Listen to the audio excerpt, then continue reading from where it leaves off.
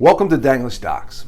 In English, there are numerous ways to talk about people carrying a little extra weight without being rude or being disrespectful.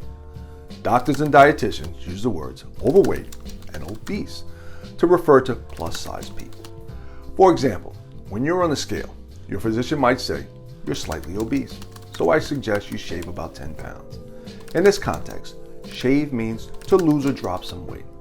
Or you're dangerously overweight. It would be a good idea to get down to a healthier weight.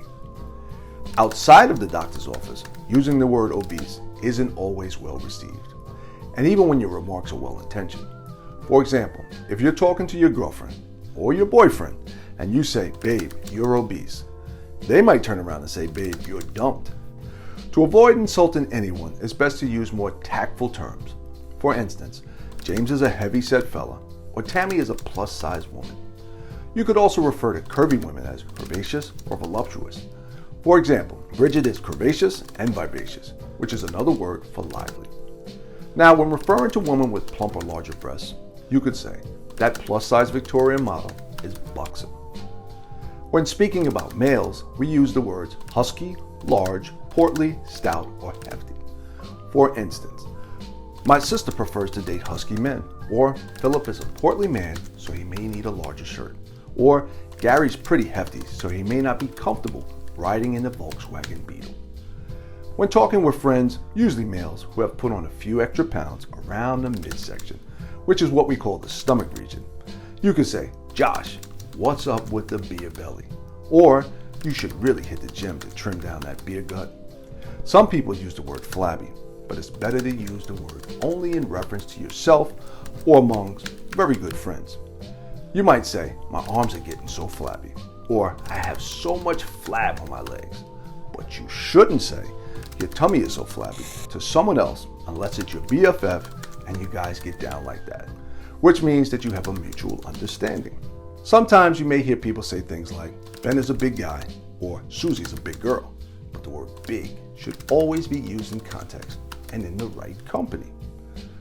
It's also okay to use the words chubby and pudgy, but only when talking about children under the age of 5 or 6 who have a little baby fat on them.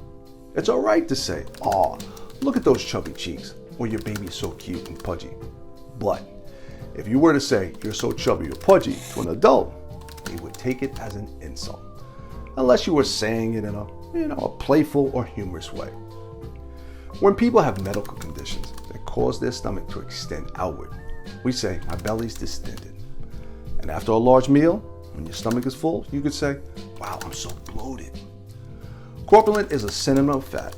However, people don't really use it in conversations. And in saying something like "Ryan is corpulent" just sounds unnatural. In polite society, we do our best to refrain from using words like fat, fatso, and lard when referring to people's physiques, which means their body type or physical appearance, because it's simply not nice to fat shame people, which means to unjustly mistreat or bully someone for being what you may deem to be overweight. Now, this is where it gets tricky, because in the African American community and in hip-hop culture, some of the words have a slightly different meaning. For example, the word thick is often considered to be a compliment because in some cultures, it's good to have some meat on your bones, which is an expression for carrying some extra weight. You may hear someone say, "I'm trying to get thick," or "You need to thicken up." You might also hear people use the word fat, but in this case it's PHAT, which is an abbreviation for pretty hot and thick. So if a friend asked, "Do I look fat in these jeans?" a person in their 20s and 30s might say, "Nah, if anything, those jeans make you look fat, pretty hot and thick." Well, that's it.